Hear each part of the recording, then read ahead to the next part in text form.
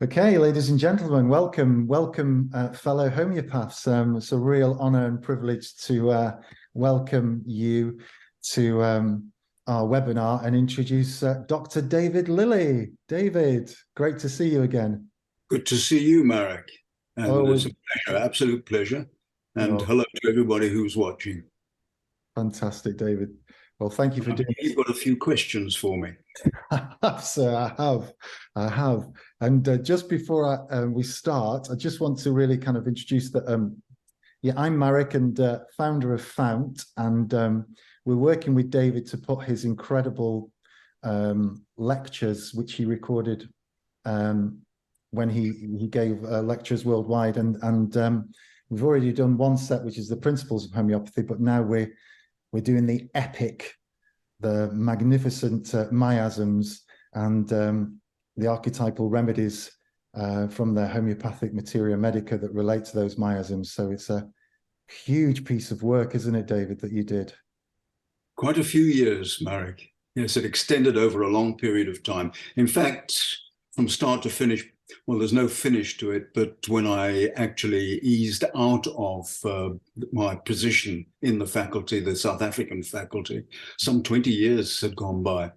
So it developed over quite some time. Yes, because you were dean, you set it up, didn't you, the South African? That is correct, yes. To really teach medical doctors homeopathic science. Wow. There was a need for this because we have two excellent faculties in South Africa, but they are for professional homeopaths, youngsters coming out of school and learning homeopathy from scratch. But we needed also to educate our medical doctors who felt that they needed something more than just conventional medicine to help their patients, a more holistic approach, a more natural approach. And it was my privilege to set up a faculty to do that. And we did that in 1994, and that extended right through until I left that position in 2012, which was quite a considerable time. And these were the lectures which were utilized during that period for various cohorts of students who passed through our portals. Yes. Yes. So I know that obviously you're very well known in the homeopathic community, but for new students and new homeopaths, maybe they've not met you before, David, but you are a medical doctor, aren't you? And your father. Yes, I qualified in medicine in 1964, long 1962, in fact. 1963, I was an intern. 1964, I joined the faculty to learn about homeopathy. That was in London. So I've been in practice now some 56 years. It's a long time. Incredible. Yes. And my enthusiasm for my topic, my way of expressing my healing ability through homeopathy is undiluted. Yes, and we see that, we hear that brilliance on these lectures. And obviously a lot of people have seen you live as well. So it's not just homeopathy you put across. I mean, you give us everything, don't you? Life, music, art, science, knowledge. Yes, it's bringing into play all the features that could give deeper understanding to the archetypal remedies that we deal with. They are archetypes. They're what we can call role models that each one of us plays. We all have our particular archetypal inclination. We can speak of the teacher, the one who is teaching, like in my own case, the medicine man, who would be known as the magic user in the old days, the magic user, the magician, the sorcerer. Yes. That's an archetype. Yeah. And that covers the homeopath, most certainly. And I should hope also the wise man. And our female counterparts, the crone, the wise woman. These are archetypes, and we recognize them in our patients. That rugby captain with the cleft jaw, the craggy jaw, and that certain profile that he has is the archetype of the warrior. And we have matching that in homeopathic parlance, ferrum metallicum, which is the iron archetype. the substance that we utilize for patients of that sort who have this warrior aspect to them and may have been through post-traumatic stress disorder from actually having seen enemy and had contact with enemy out in the field, and where there are these lingering problems. A remedy such as that, matched archetypally, brings about a healing experience. Wow. And it's teaching these remedies at that level. Yes. The remedy becomes a person, and it has a profile, which we need to understand in depth. And for that, we need to understand, for instance, in the case of iron, the symbolism of iron. What does iron embrace totally? From its physiology, its importance in, of course, hemoglobin, etc., and its relationship, therefore, to the color red, blood, the warrior, trauma, emotional trauma. And the warrior, the combat that is so much part of general life, from the boardroom, the corporate bodies, these people who direct life, these warriors, leaders of people, all very often fall under the banner of the Ferrum archetype. And that is the remedy we utilize to assist them with many of their problems, physically and emotionally. Yeah. So David, you're a kind of pioneer, you're the pioneer kind of depth homeopathy, we would call this, wouldn't we? Archetypal depth homeopathy. Yes, bringing all these strands together: mythology, symbolism, chakra theory, yes, understanding the energy systems within the body, which are also very important to us, the understanding of color. Our patients have preferences. They like to wear purple, or they have a love for yellow, or they have a love for green, or an antipathy to certain colors. This is important. Hugely important, and we need to know the symbolism of these colors, what they mean. So that is all brought into the lectures that we give on the substances that we utilize for human disease, and particularly the emotional aspects of the patient's life. Because the disease, of course, is a cascade from the emotional into the physical. And the point of healing and cure must take place. We may have to support the physical picture, but most important is to touch the interface between who you really are, the true self, and this fictitious being with who we actually present to compensate for the problems that we have, our internal fears, our difficulties, our frailties. We create this artificial being that we present to the world, our persona. And homeopathy, of course, can dismantle the persona and bring out the true person lying behind. And how many of us wish we were able to be who we really and truly are? Yes. Fulfill ourselves completely. And we need that warrior energy, don't we, to fight this ego self? Absolutely. Yes, there is this conflict between the ego self, which we create from our lack of basic trust, our fear of life, our doubts about ourselves. So we masquerade and we put up a false front. And this, of course, is what miasmatic disease is all about. We create a disease state through the thinking, feeling, and acting, which is distorted, warped because of an ego perspective rather than a soul perspective when we look at life. So the miasms are linked to this ego self. Very, very much. Right. If we go back to the beginning of miasms, what do we understand by a miasm?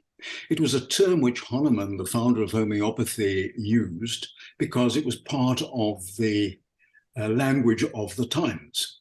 And a miasm was something like a noxious vapor, which was ubiquitous everywhere in the environment, and which is a form of contamination or pollution. If we had to think of a miasm in those terms, we could think of Chernobyl, the disaster at Chernobyl, and then the ionic radiation that took place from that, and which is still, of course, spreading outwards to embrace the entire world. That is a miasmatic force or a miasmatic energy. Now, we must presume if we go back to archaic Homo sapiens, emerging out of primitive life, we have a creature which was in tune with nature. who was governed by the wisdom of instinct, who knew when to and when not to.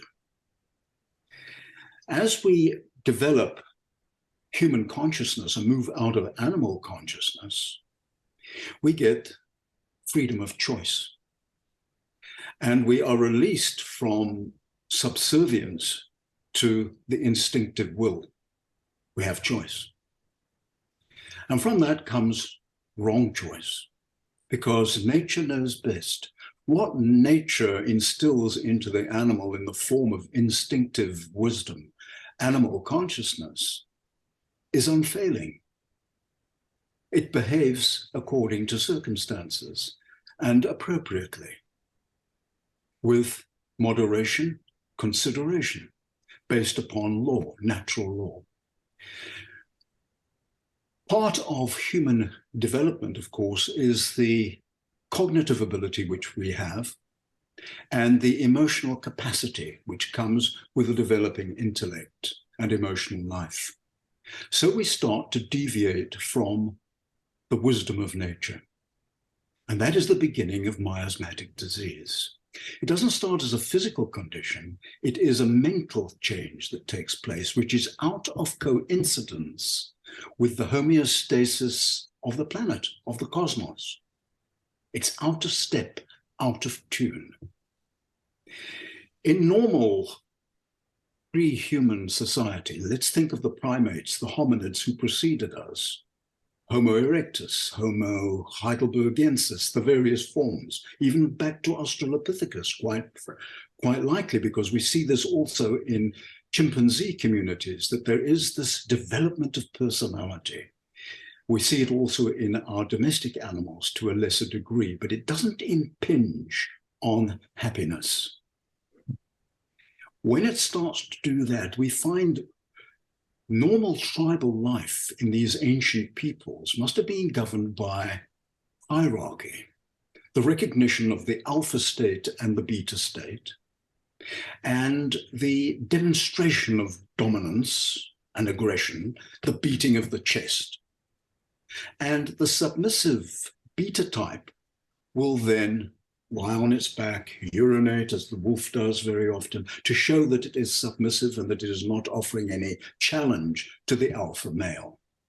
And so out of this aggression comes balance, homeostasis is preserved, and the integration of the tribe is ensured, and the security of the tribe, which is so important. So you have then aggression and submission. But now, as ego develops within the human, as cognitive ability develops, as emotional capacity expands, so comes me rather than us. It is the all that ancient problem of us and them. In this case, of course, it starts with me and you. And what I want for myself is not necessarily best for the tribe or the troop. And so an imbalance develops, and where the alpha state starts to suppress and disadvantage the beta state. It is in that have-nots and haves that the conflict begins. Cain and Abel. It begins in the individual and spills out, of course, to influence everyone. And there is this difference and this discrimination which develops. It's the Cain and Abel state that is depicted in the ancient texts, yes, where brother turns against brother. Yes. From that, we can anticipate that fear develops, and fear that is prolonged acts erosively upon the constitution and the homeostasis of the body. As we know, there are certain chemical changes that take place, messenger substances which are produced in excess, which impinge then on the entire nervous system. Over a short period, no problem. There is a vital force within the body which modulates these things, mitigates and balances. But there comes a point where this kind of oppression, which is becoming now persecution even, and where genocide is threatened, because these things build up and build up, as we know from the annals of human history, a constant, and presently, in present times, In Ukraine, this very state is present. This continual fear, of course, creates a state of imbalance within the system that the vital force can no longer compensate for. Therefore, instead of being able to dissipate these energies, she seeks in some manner to throw it out onto the surface, instead of bringing about internal changes. And so we get the first disease condition in the form of an itch or an erythema upon the skin, an indication that all is not well. We can imagine in a cave situation, in winter, near the tundra, you're a Neanderthal possibly, or an archaic Homo sapiens, and you're a beta individual. You haven't got the best pelt. You're not allowed to sit next to the fire, closest to the fire. You're not able to eat the best meat that is brought home after the tribe has been hunting. You're sitting at the back there. And what is happening? Your health is deteriorating. It's interesting to see the change in colors in beautiful, splendid birds when they're put into an aviary over a period of time. We have in South Africa the crimson-breasted shrike.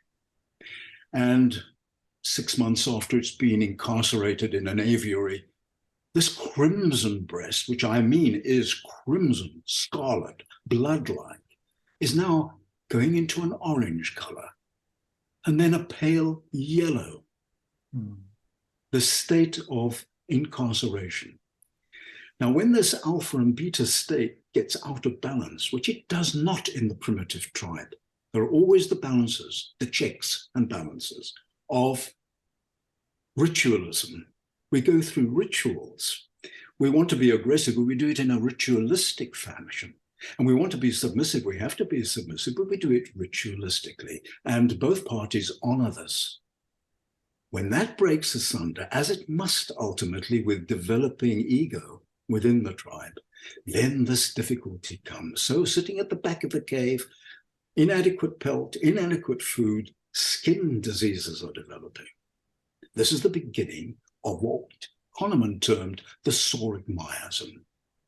Psora, just a term for skin problems, which was a general term in those times. And he then took it and applied it to this first miasm, which would be the internal problems that are developing from this imbalance, throwing out onto the surface of the skin the vital force, the animating force, which keeps us alive, which ensures that we evolve and develop. It's a constant process. Freud identified it as the id. It has an aggressive aspect and it has a libido aspect. Both the aggressive and the libido aspects are concerned with self-preservation, the propagation of the species, continuation of life. The aggression, of course, is fight, flight, or freeze. That keeps you alive. You've got to have that built into you. It is also a masculine energy which is assertive and ensures that there is motivation, ambition, drive, and the ability to achieve. Then we have the libido aspect, also self-preservation. Libido, the sexual energy, which has another limb to it in that it is also the creative energy, and beyond that it is also the devotional energy, that deeper spiritual urge which one has. So we have the libido and the aggressive. And it is that aggressive aspect which is masculine and which is ego-bound, which then overcomes the loving, embracing, enfolding feminine principle within the human. So with the development of ego, we get a splitting away of the masculine and the feminine principles within the psyche. And it is that imbalance which constitutes disease. It constitutes war, conflict, stress within the individual. A man needs to have a feminine aspect which is well developed for balance and homeostasis. And a woman needs a masculine aspect which gives to her that strength and force and ability to assert herself without the permission of a man, without the support of a man. This is balance and this is health. Archetypal depth homeopathy is to bring that at one, which originally was so in the ancient tribes and hominid forms prior to humans emerging upon the scene and before the Cain and Abel scenario developed. So we have this imbalance, we have ritualism falling away and becoming the real thing. Now aggression becomes violence. Violence becomes genocide ultimately. Submission becomes slavery. It becomes your strength is taken away from you. You're compromised in many ways. So we get this weakened state, which is typical of the first miasm, Psora, a sense of inferiority. But there's another aspect which is possibly even more important than these stresses within the human race, and that is awareness that comes, awareness of the hugeness of the cosmos, that I am a small little human being here. I come into this world, and who am I? I'm puny, insignificant, small, so powerless. And I have this sense of a merciless clockwork universe that is without feeling, without thought, and is random and arbitrary. This gives a sense of being vulnerable, of being abandoned, forsaken, isolated. That is the essence of the first miasm, which developed with the onset of disease. And as we teach in the second, I think it is the second series of lectures, when we're dealing with the actual remedies that are important, we have sulfur, we have calcarb, and lycopodium. I'll speak of this in a moment more fully. But these three show that development of the ego from the aggression that comes from the sulfur type of personality. And for those who know nothing about archetypal medicine, if you had to think of sulfur, you would think of the volcano. The volcano in human terms is a person who is brash, bold, bombastic, a bully, aggressive, very egotistical, thinking primarily of self. The second archetype in the sequence of remedies that we utilize for this psoric state is the beta form, which has to protect itself and which seeks to create a shell. We come to the mollusk of the oyster, the calcium carbonate. Calcium carbonate being the middle layer of the oyster shell, which we utilize to represent that particular archetype. But the mollusk, if we had to look at it anthropomorphically, because it's very important in archetypal medicine, we're dealing with substances from the mineral world, from the plant world, from the animal world. To understand it fully, we have to anthropomorphize it, give it human understanding and human content. To explain this simply in terms of our domestic lives, we either are dog people or we are cat people. Usually, and it's a very interesting question to ask your patient, are you a dog person or are you a cat person? A lot of information comes from that. But if I had to say, you know, that woman is really feline in her behavior, that is archetypal knowledge. And that is what we speak of when you're analyzing a patient and understanding the dynamic within them, their behavior patterns. If we speak of a person as a dog, we have good understanding of what we mean, or as the lion of the people, of his people, we know what that means. So these are archetypal terms which give us an understanding of human behavior and a matching of archetype to archetype, which can bring about cure. So from the situation of the loss of ritualism and honoring of hierarchical strengths and weaknesses, which are essential for the preservation of the troop, and also for the propagation of the best genes. The alpha male is alpha male because he has the strongest inherited qualities. which can provide the ongoing tribe with the strengths that are required, the alpha female likewise. When that wonderful homeostasis between the alpha and the beta strength within the hierarchy start to disintegrate, then we get the stresses developing where the sulfur individual becomes overbearing, aggressive, and tyrannical. And we have the beta then having to defend itself by creating a shell. And here we find in the oyster, clinging to its rock, it anchors itself firmly to its rock, keeps its shell, the bivalve, completely closed, and then just peeps out at life and is fearful of anything intruding. And then you come to the third stage, of course, where you cannot remain incarcerated in that manner. You have to go out into life. So you get yourself a sword, you get yourself a spear, a bow and arrow, and you know, like an elephant, if you're frightened and if you're uncertain, even an elephant can be frightened of a mouse, and you make your ears big and you flap them around and you make your whole profile that much bigger, which a cat does by turning sideways, doesn't it? Fluffs itself up and gives itself a bigger profile. Lycopodium is the archetype that does just that. Feels small, puny, insignificant, fearful, and lacking and inadequate internally, but then develops the strut and a very characteristic Lycopodium trait is to whistle nonchalantly when you're a little bit nervous, showing how cool he is and how laid back he is. So here we have three simple archetypes that develop from the aggression, the defense, and then the compensation. Sulfur, calcarb, lycopodium. That forms really the basis of the beginning of the miasmatic lectures that we speak of. That is the first miasm. That is Psora. Comes out on the skin.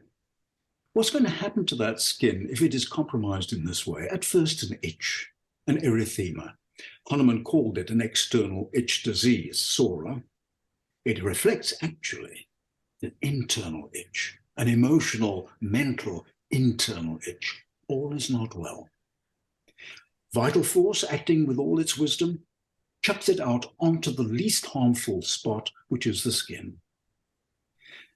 The next step is that that skin becomes vulnerable to parasitization, to attack.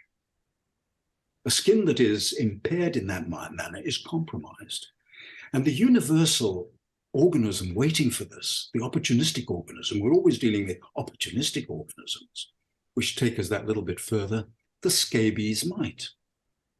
Universally known in all societies, when health deteriorates, when there is malnutrition, when there is overcrowding, when there is lack of joy and happiness, so scabies is hugely contagious. And it contains within it another energy, which is actually imitating what is already taking place within the human body. There has to be resonance.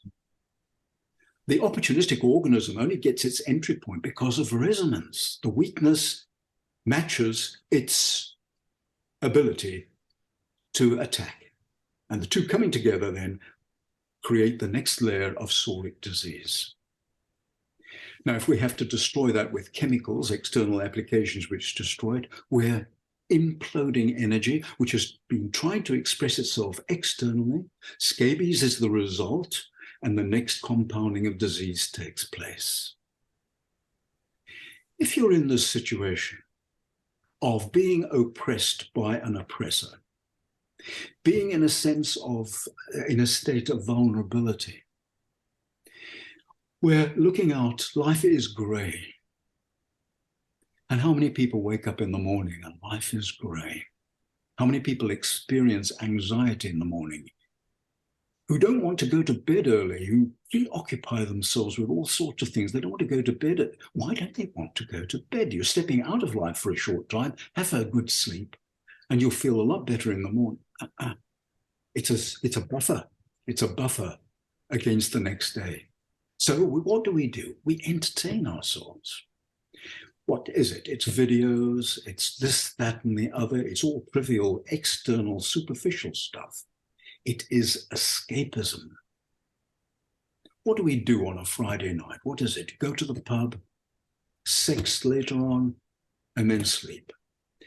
So we're looking at two things here, alcohol and sex. We're looking at the next miasm that starts to come. In that escapism, we step even further out of the homeostasis of normal, natural, happy life. Now we are stepping into escapism, distraction, hedonism. We can go further, promiscuity, recreational drugs, alcohol. And this is the world of psychosis. Sycosis, we use that term because of an organism that is waiting in the wings, the opportunistic organism, Psora scabies. In this state of escapism, the organism that's sitting there chuckling and waiting for its opportunity is a diplococcus known as Neisseria gonorrhea, highly attuned to sexual promiscuity. And we know that your tendency to pick up gonorrhea is increased with non-loving, non-bonding relationships, promiscuous, multiple partners, and relaxed morality. It comes along with this trying to escape from the burdens of the psoric state. Neisseria gonorrhea, a diplococcus shaped like two kidneys facing one another. Nature is the great creator of symbols, and she never creates a symbol without there being a good reason and a greater reality behind it, which explains that symbolism. This is a duality. We're stepping out of now this ego state into a state of conflict. The two protagonists are now on stage, the ego self and the soul, the sacred and the profane. And that is taking place within us. It's essential. It's part of development. It is eating of the tree of knowledge. Again, the biblical text, Cain and Abel. Now, in the Garden of Eden, we have the eating of the tree of knowledge. And that self-knowledge, we must understand that there is only one devil, and that devil is the devil within ourselves. And we are all well aware of the true self and the false self and the conflict between these two. Now, that is the essence of the psychotic miasm. He termed it psychosis because that is a word derived from psychon, which in Greek simply means wart. And we know that one of the simple external manifestations of gonorrhea, other than the urethral discharge, is the condylomata. And the condylomata is a wart-like growth, which is just a simple external manifestation. So you pick up gonorrhea, it's an endotoxin. You can kill all the organisms. In dying, they release the endotoxin into the system. Now you're no longer contagious. The organism is gone. You've wiped it out with an antibiotic. But the body is saturated with the endotoxin of the gonorrhea. And it is miasmatic. It's ubiquitous. It's present. It pervasively extends to the entire body as a central imbalance. That takes place prior to the first symptom developing. Then, as we know, within 3 to 5 days, you start to get a urethral itch and you get this green discharge taking place. But we must realize that a change has taken place just as it did in the psoric state, which permitted the scabies infection. So a change has taken place within the organism, which permits the Neisseria to invade.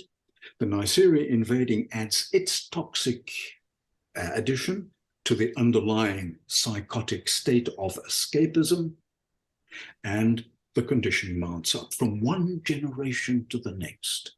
And we must understand that an antibiotic can bring the infection to a close, but not its miasmatic impact. And how is that then transmitted, David? Is it an energy field that's created that then goes between generations? This is an energy field within the body. We can think of that in terms of, yes, we think of morphogenetic fields in a broader sense, as Rupert Sheldrake has spoken of, formative causation. Here we have an energy field which has permeated the body. It came originally from man's transgression, the promiscuity of the mind, the desire to escape, and to escape through moving away from spiritual moral values, a dropping of morality. Computer games, getting engrossed with computer games, is a simple modern day explanation of this.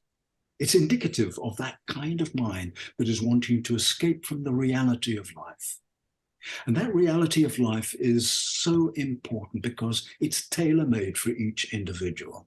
Each individual faces a reality which is perfectly orchestrated for their development, a coaxing and encouraging towards development, creative development. The subsiding of the aggressive aspects, the subsiding of the masculine aspects within one, retaining that which is essential for one's defense, for one's ambition, for one's drive, for one's motivation, all very important. But then that softness of the creative feminine coming in, which is unconditional, unqualified, ultimately in love and service. That's what life is all about. When we try to duck and dive, we're practicing psychosis. When we're suffering and submissive and subjugated and unable to protect ourselves, we're victimized and parasitized, and scabies creeps in, we're psoric. Now we can see that these things there are terms which are unfamiliar to the orthodox medical mind, but it is a very, very clear way of describing something that is taking place. And the history of Europe actually has replicated this precisely. We find the fall of the Western Roman Empire taking place and the entry into the Dark Ages, where conditions were terribly perilous, where the individual lived in constant fear of their survival. In fact, in parts of the world, isn't that true? It's so to this day. But in those days, it was very marked. And there were changes, psoric changes, which came about, and leading eventually to the next big happening in Europe, which was the Black Plague. I think it was 1345. For 1348, out of the East, this infection came. And from that, out of that, we found that the Christian faith had been really rattled by the tremendous loss of life that took place in that time. Political systems were all array, everything was upside down, and typical psychotic state developed in which promiscuity, corruption was rife. Yeah. Therefore, we go from the psoric into the psychotic. The next stage, of course, takes us to the next disease state or miasm, and that is syphilis. Same thing. This state of promiscuity, of escapism, of dissipation, a good way of describing it, we are dissipated, gets to such a point where there is another organism waiting in the wings. And that organism, of course, is the Treponema pallidum, the pale thread. Insipid in looks, insipid, weak, and one of the worst pathogens that we know, known to science. So few genes that it produces very few proteins in its cell membrane. Therefore, the body has no means of identifying it. And it also can take molecules from proteins from the blood of its host and build these into its very, very thin, tenuous membrane, which gives it a camouflage, so it is hidden.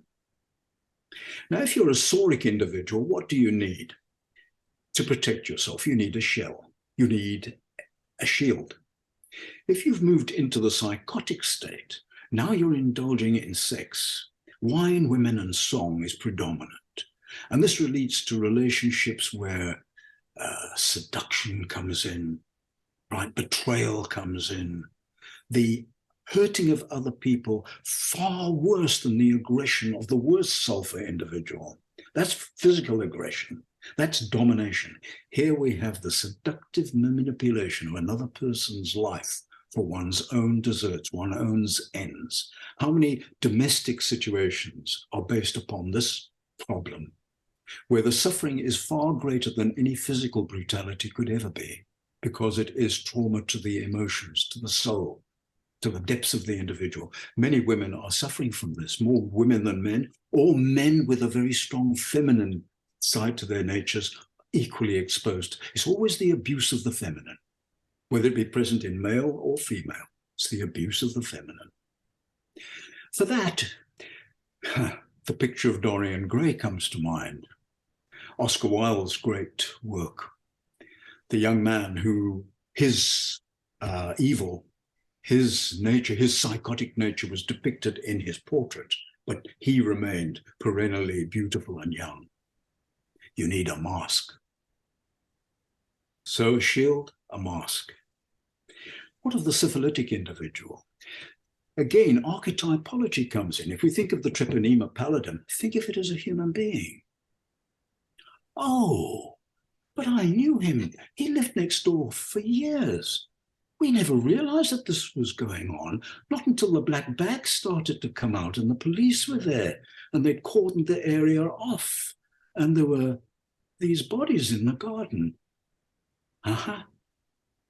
Treponema pallidum.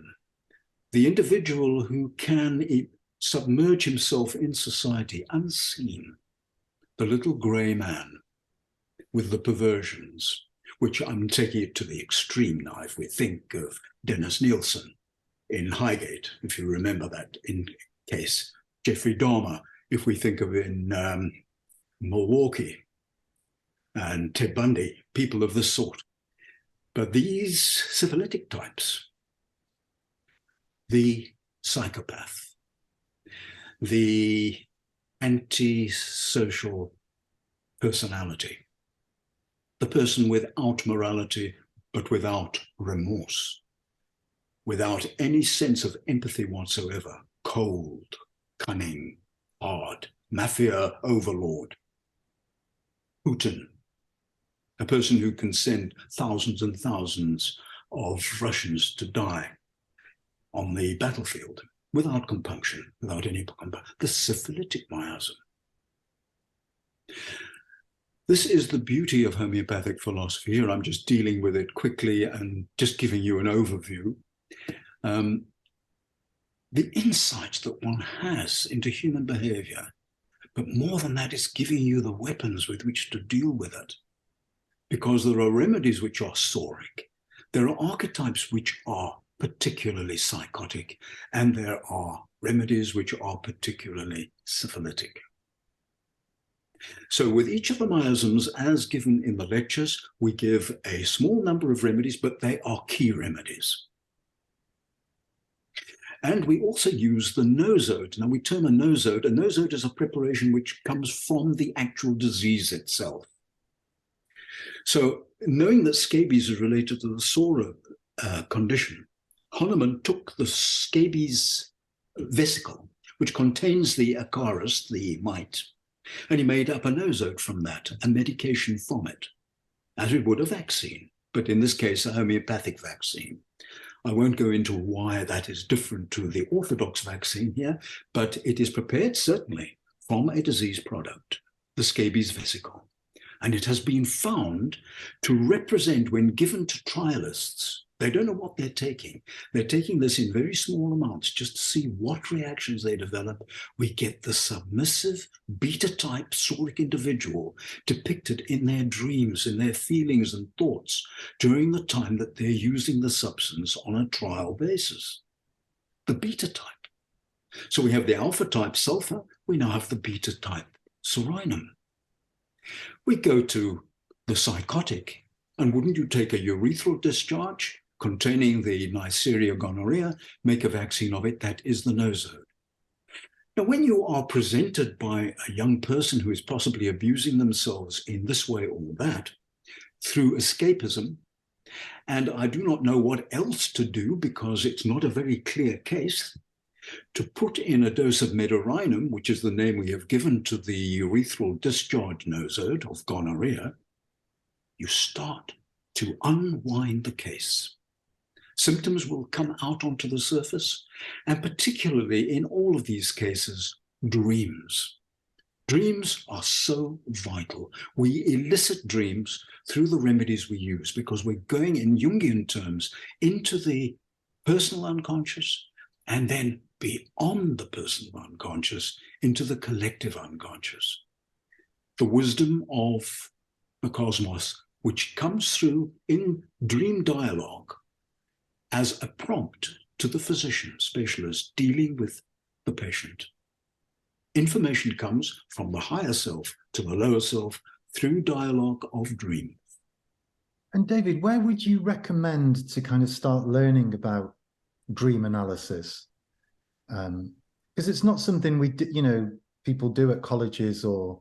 Yes, it actually boils down to understanding symbolism. Right, yeah. It is a whole process. It's not a matter of getting a book out and reading about dream analysis. You can do that. There are various books. I have some right here beside me. But that's not it. It's to become interested in mythology. Be interested in mythology. Yes. What mythology? Well, if we think of the Oedipus complex and the Electra complex, these are familiar to us in medical terminology. We need to know, who was Oedipus? What is the story of Oedipus? What can we learn from it? It's an easy matter. Stephen Fry has recently brought out a couple of books on mythos, on the hero, the Trojan War. Easy reads. You learn so much. You need to know numerology. What are numbers? When a person dreams, they dream in symbolic form. It's a parable. And everything is significant. There are mundane dreams, and then we have lucid dreams. Dreams which are, they give you a sense of, wow, what was that all about? Oh, it's a wake-up call. And so often it is in parable form, a story that needs to be analyzed and understood. If a personage, a dark personage, is seen on the left-hand side, that is the feminine energy. It can be an intrusion into the feminine. If there is a snake, you need to know about that snake. What color is the snake? What is its posture? How did you respond to it in the dream? So there's much to be learned. And that comes also from just studying symbols, understanding what the symbols mean. Colors, numbers, creatures. A bolt of lightning, what does that indicate? Yes. A bolt of lightning is, of course, the thunderbolt of Zeus. Who is Zeus? Zeus is the great god of gods of the classic Greeks. But you take it beyond that, make it huge, supreme consciousness. Take Zeus away, it's supreme consciousness, the universal intelligence. That symbol is, to the patient who receives it as a dream form, can be ominous, certainly, but it is also supportive. You matter. You matter. And the thunderbolt's there to indicate that you matter. Wow. So somebody in a psoric state that has that kind of dream. Absolutely. Very empowering.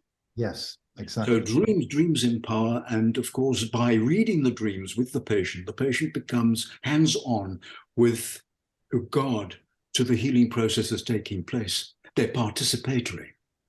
The excitement of this for the patient and the physician is wonderful. Yes, well, I've experienced it myself with you, so yes, it's yes. Incredible. David, I dreamt of fire. I dreamt of fire last night. There you are. Yes. Well, fire is, if you think of fire, it's resurrection.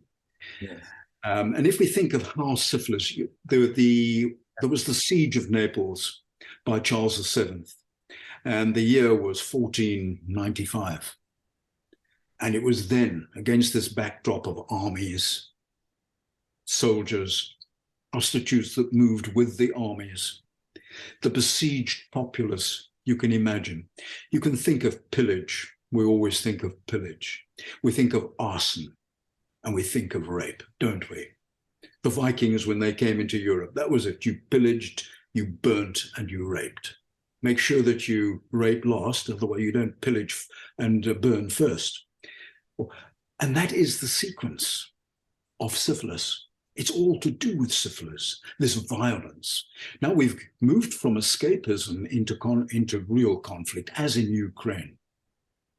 When you see those refugees, those millions of refugees going towards Poland, going towards Romania, you're looking at Psora, baby in arms, maybe the cat, maybe the dog, lost everything, many of them.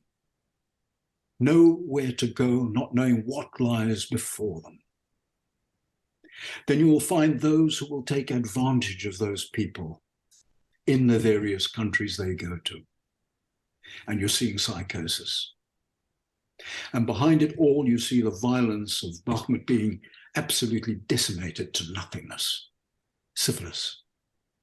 So played out on the life plane, we see the miasms, Psora, loss, absolute loss. And then we have the escapism and the promiscuity, the sexuality, lack of morality, and then we have the destructiveness of syphilis. So David, so we go into in full in the sequence of lectures. So David, is Gaia, is the divine, is it, you know, when the Black Plague came? Yes. Was that to cleanse the earth? I mean, what? It's to bring about changes within the individual. Right. You've got to move. You come from paradise, we can literally say.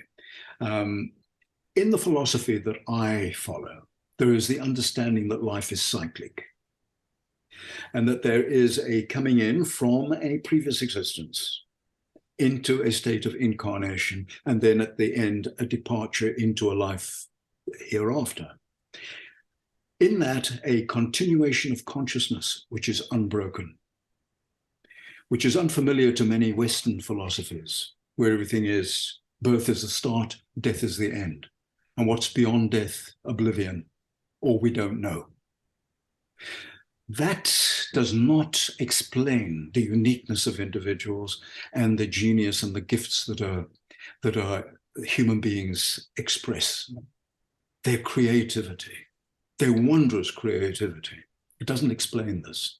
So we get a soul coming in with prior experience, prior lifetimes, a cyclic experience.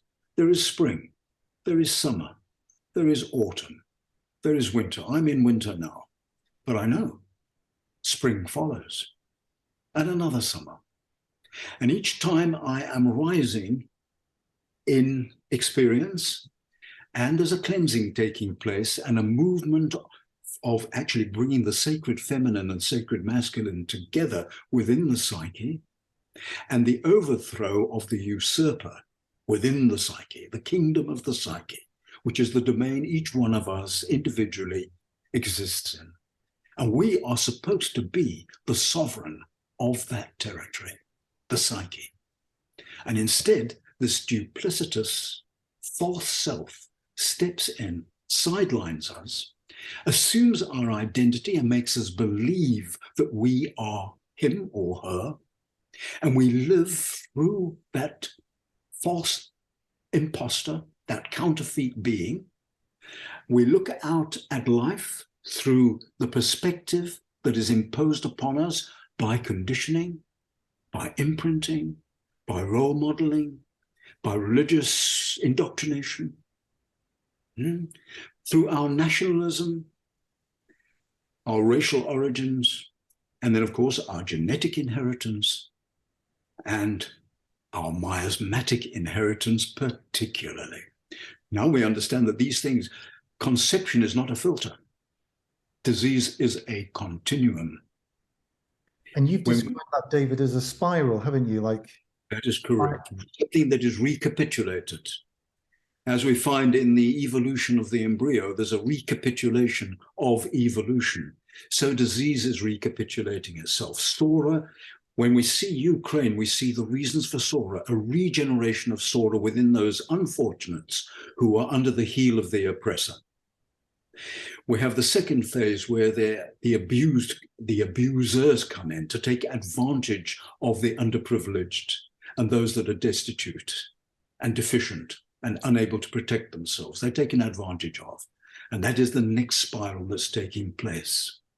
So from syphilis, syphilis is the Treponema pallidum, which is a spiral organism. From that, we get tuberculosis following. That'll be the next one as we go further, each one giving to the whole process of disease is one of healing at a spiritual level. From the Psoric state, we go into the Neisseria state, which is a duality. That is essential. We cannot remain in that Psoric state, which is very primitive. It's natural, it has to happen, therefore it is correct that it should happen. But the step from that is that there is this disparity that develops, this dichotomy between self and ego self. The hero must have the anti-hero. It appears in every myth, and this is where mythology comes in. St. George and the dragon is the ego self. A creation of our own making. We lack basic trust. We no longer feel immortal. We are no longer conscious of our divine aspects, our divinity, our inner divinity, the power that we have. So that these aspects of the self are submerged in the shadow, as what we term the shadow of the psyche. Anything that we do not deal with, that is unresolved, goes into the shadow. Young children who have been horribly abused, to survive, you have to impose a state of amnesia upon yourself unconsciously. That is then bottled up inside and consigned to what is known as the shadow. But within the shadow, there is also a cornucopia of riches, gems, jewels, that need to be accessed, fathomed, and brought to the surface. And that is the beauty of homeopathy, to have the tools with which to go into the deep, deep unconscious, to where the interface between the personal unconscious and the collective unconscious is present, and to bring out from deep caverns of repression energy that can express itself, release itself, and cleanse and cure. Amazing. That is what nature is constantly trying to do. So the manifestations of disease are, in fact, always the body's attempt to cleanse itself and cure itself. We know this in a simple case of measles. If there's a good rash on the surface, great. Then we don't have the dangers of pneumonia or encephalitis and the problems that can, if internalized, cause severe damage. The rash needs to come out. Fantastic. So nature's always busy doing this. And syphilis, then, of course, just to simplify it and quickly give it the follow-up to that, that we find that with syphilis coming in, there is a fire that is brought into the human psyche. And that fire, once it had started to die down, because the earlier manifestations of syphilis were horrific, death followed quite quickly. It wasn't like this prolonged phase, you know, where there was a latent phase where it remains even for years or even a lifetime, or sometimes never even manifests, just remains hidden within the system. In those days, it was rampant, florid, excessive, and horrid to see. In fact, leprosy faded as the actual stigma of sin, and syphilis became the new disease to denote man's sinfulness. But that died down, and a truce developed between the organism, the treponema, and the human organism. And that was beautiful, because we see out of the syphilitic pandemic comes the Reformation. Out of the Reformation comes the Age of Enlightenment. Yes. And then the next organism waiting at that side line in the sidelines is the Mycobacterium tuberculosis. And with that, we get the high romantic age. And if you cannot believe in the healing power of illness, think of Keats, think of Chopin, think of the magnificent artistic works created, but so often associated with manic depression, bipolar states. Very often the creative mind was, in those days and to this day, often a bipolar state of great anguish, a tempestuous inner life. There's your next miasm. Yes. And then if you take all of those together, out of that comes a miasm which is almost a pandemic proportions today. In fact, I think we can think of a cancer pandemic. Carcinosis making up the cancer miasm. But we must remember this, that nature is always working towards the transcendence of the individual. That is what the cosmos is created for. That's why we are here, to merge with our own divinity. And the disease process, which is inevitable, is urging towards that resolution. The body, the vital force, would rather have a cancer than an insanity. She will take all the inheritance, all the imprinting, all the conditioning, all the miasmatic forces, and concentrate it and encapsulate it in a malignant lesion, rather than have a dementia. She can't always get it right, but that is the effort. And we often see, working with cancer patients, how often they suddenly wake up to the beauties of nature. They pause, their materialistic focus falls away, and suddenly they have greater interest in their fellow man. There is an unconditional state of love that can develop, quite wonderful, and all encapsulated in the cancer nosode, carcinosin, which we took, and I think so cleverly, from duct cancer of the breast. A mammary duct cancer that was taken, made a nosode, making a nosode out of that, covering the great mother goddess. Again, an archetype. Wow, David. There's an archetype of syphilis, there's an archetype of psychosis, there is the archetype of Psora. In fact, in discussing this, we've already seen interesting archetypes that develop. The tubercular archetype, the creative person who's highly artistic, hypersensitive, hugely empathetic. The empath is very often a tubercular type. And this knowledge in the homeopathic consulting room is of such value. It immediately directs you to remedies that can go into the deep unconscious of the patient and resolve the conflict at an ego self-soul level, which then cascades into the physical terrain and brings a healing process. Yes, there are remedies that you will need for the cystitis, remedies that you need for the common cold, the sore throat, the streptococcal infection in the throat. Those remedies we need, but the major feature is the healing of the disease from which the soul suffers, which is the ego self. That soul itself has actually constructed as a compensatory psychic being to replace their own identity that they feel will protect them. We all are aware of it when we go into social situations, that we don a pseudo-self to some degree.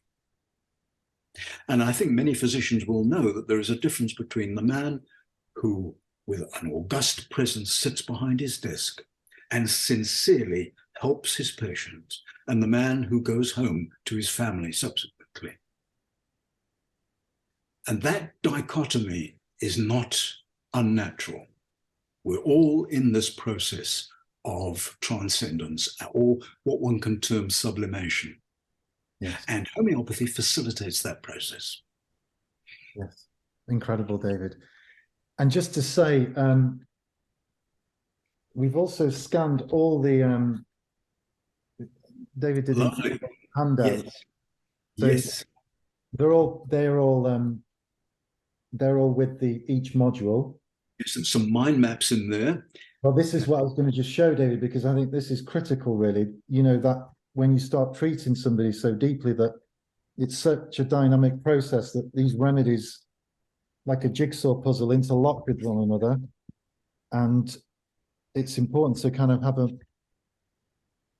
a map of the territory sometimes. Yes, that is useful to see the connections between specific remedies. Lachesis is a snake venom, a very important snake that lives in South America. And these are remedies, archetypes, which are related to Lachesis.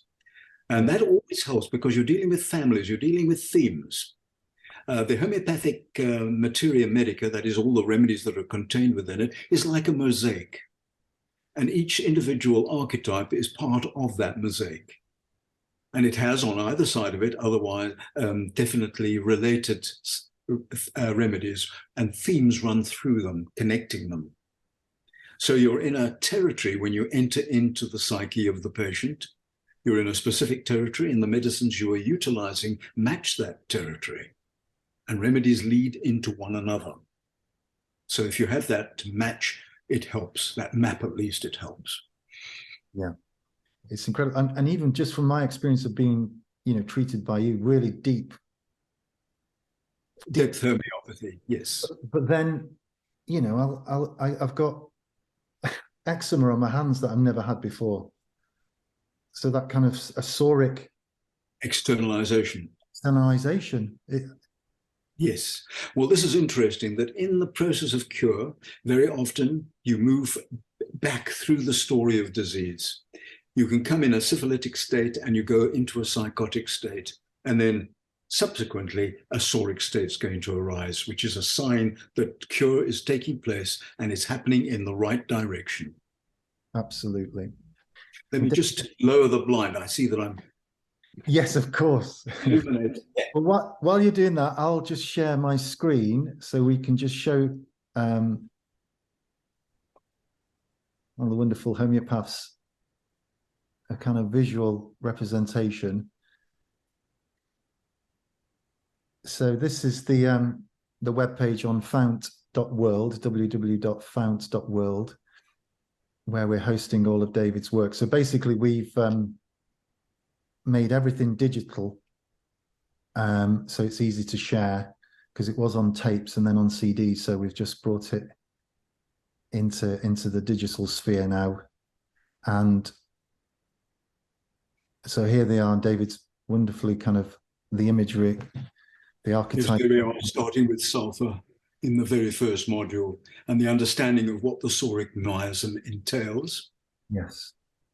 And then from that, we come to like calc carb, the oyster, the lycopodium, as we've spoken of, and then the immature form, pulsatilla, immature person, part of the psyche which is immature. We see immediately the alpha and the beta, chamomilla being the alpha and pulsatilla the beta form in immature archetype within the psyche. And then with this one, the clinical condition you do as well. So we've got that handout in there of tonsillitis, which is very useful. You go through all the remedies, really thorough. I mean, it's so thorough, David. There's Dionysus. The sequence there, the psychotic miasm and major psychotic remedies. Yes. And the mythology behind it as well. Absolutely. I mean, that's the other, I mean, we've listened to these tapes when I had the tapes originally. You know, our friends that are not homeopaths are all sat listening to them, absolutely mesmerized by it. This is very true. I found as much interest from the laity, from non-professionals, as I have from professional colleagues. Yes. And then it's wonderful, obviously, you're you know, this is 56 years of clinical experience. So all the remedies that you're covering and the conditions and... Yes, this is an important one. The tubercular miasm, bipolar state, tuberculinum, the nosode produced from mycobacillus, the mycobacterium tuberculosis, and calc phosphosac, china, and phosphorus being major anti-tubercular remedies. Yes, but it's like with this as well, ladies and gentlemen, David gives all the different variations of tub, you know, and when to use them, you know, and basilinum, and so there's loads of incredible golden nuggets for practice. See the sequence here, Marek, we'll have to change that around. Oh. Because syphilitic miasm should be the 5th module. Oh, right. Tubercular miasm must be the 6th. Only just noticed it. Oh, okay. As you can see, that sequence would be incorrect. Yes. So finally, the cancer miasm with major cancer remedies. I'm not speaking of for cancer, but remedies for the cancer miasm, archetypal condition. Yeah. Yeah. I mean, we really need, as homeopaths, I remember you said one, it was interesting, one, you made a statement, we need to be up to our armpits in disease. And what we're facing now with this escalation of disease and the complexity of life, and you know, I think homeopathy is really going to come into its well, form. understanding of the miasms simplifies matters. Sure. Okay. And interestingly enough, it reduces the number of tools you need that you require to address disease. Yeah. There are many ways into the labyrinth of the psyche. It has many portals. And it can be a very complex, you can make a very complex matter of it, or it can be made more simple. A miasmatic understanding and analysis assists one to simplify and to come to the core of the problem more quickly. Yeah. Brilliant. And always you're looking to elicit dreams, and the dreams are informative and assist very often in the future planning of the case treatment. Amazing. So yeah, so we're offering each module at £90. There's basically 3 days of lectures. So day 1 there, Stellar Alchemy, day 2 and day 3. So there's about 15 hours worth. 18 hours in all, aren't they, each? Oh, yeah. And then if you, I mean, you can buy them individually, and whichever one you resonate with initially, or we've done a special way. If you bought all 7, then you will you'll have 1 free basically. So, but yeah, there are many more remedies that David discusses. So and it's just it's great just to put on in the background and listen to, and what I found is I keep coming back to it as well, to listen to it more, to listen to David's brilliant, eloquent teaching. I mean, you're an amazing orator, David. So, and your philosophy as well, which obviously you've developed over the years through your practice. And of course, it permeates the teachings in a non-denominational way. It is not imposing any particular philosophical doctrine at all. It is universal.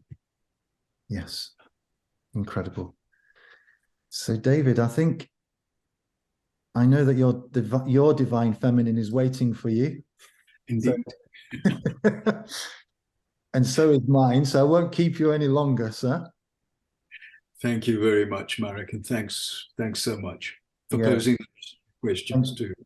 Thank you, and I look forward to my wonderful homeopathic community and their view on how they find in the modules, and maybe we could do a follow-up for one day. Absolutely, yes. Yeah, this can be developed further. Yeah, amazing. Well, thank you. No intention of departing yet. Oh, no. It's blessings to everyone. Yeah, and just to mention, David's written some amazing books: Healing of the Soul, Volume 1, Healing of the Soul, Volume 2, The Wolf, incredible piece of work, and then another incredible piece of work, The Raven. And now the Healing the Soul, Volume 3, I'm busy with. Yes. So they're incredible. I really recommend them. There's so many remedies in there, and just the mythology and everything. The Enneagram, I mean, it's just so rich. Thank you. Yeah, gives homeopathy another level of depth, really, that David's bringing to the... Well, I would like to get to impart and share my enthusiasm for... it's been a wonderful life for me. I was born into a homeopathic family, my father being a homeopath. And to have this philosophy, because it is a philosophy as well, yes. as part of my life, and a direction that it gave me, and the purpose it gave me, and the joy it has given me, and the security it has given me. Oh my goodness, life without homeopathy, where would one be? Oh, David, I mean, well, From ordinary toothache to an ingrowing toenail, goodness knows what, such simple means to address conditions. And in treating the simple, you avoid the complex. Absolutely. So stay with it, everybody. I know homeopathy's had, they're always kind of coming at us, but we are the medicine of the future, and the way the medical system is falling apart, we'll be waiting. And with this knowledge, we'll be masters, hopefully, David, like yourself, in the beautiful art and science of our beautiful homeopathy. Thank you, everyone. Thank you. Bye-bye for now. God bless. Thank you, David. Thank you. Bye.